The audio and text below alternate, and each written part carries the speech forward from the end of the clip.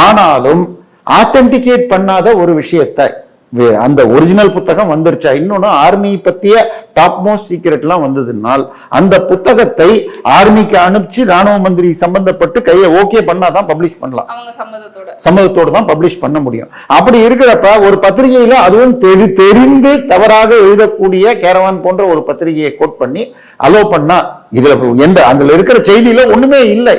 ஆனாலும் இதை நாளைக்கு எல்லாரும் பண்ணுவாங்க, கேட்டா அது கொடுத்தீங்களேன்னு கேட்பாங்க. அதனால அதை அலோ பண்ண மாட்டேன்ட்டாங்க. இப்ப ராகுல் காந்தி என்பவர் நமக்கு எதிர்கட்சி தலைவர். பட் இந்தியாவை பொறுத்தவரை அவரும் ஒரு பொறுப்பான அரசியல்வாதியா இருக்கணும். யாரோ ரோட்ல ஏதாவது கூவுனா அதை எடுத்துட்டு பேசினா நீ மனுஷனா? முதல்ல எதிர்கட்சி தலைவர் வேணா அரசியல்வாதி வேணா. ட்ரம்ப்ங்கிறவர் என்ன வேணா உளருவாருங்கிறது எல்லாருக்கும் தெரியும். இந்தியா ஒரு டெட் எக்கானமி அப்படின்னு அவர் உளர்னாரு.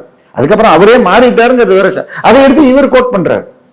பிரச்சனை ட்ரம்ப் என்ன சொல்லிட்டாரு, உலகத்திலேயே இன்னைக்கு பெரிய நாடு பரப்பளவுலன்னா ரஷ்யா, அதுக்கு அடுத்தது கனடா. கனடா என்னுடைய 51வது மாநிலமா சேர்த்துக்க போறேன்னு உளர்றாரு.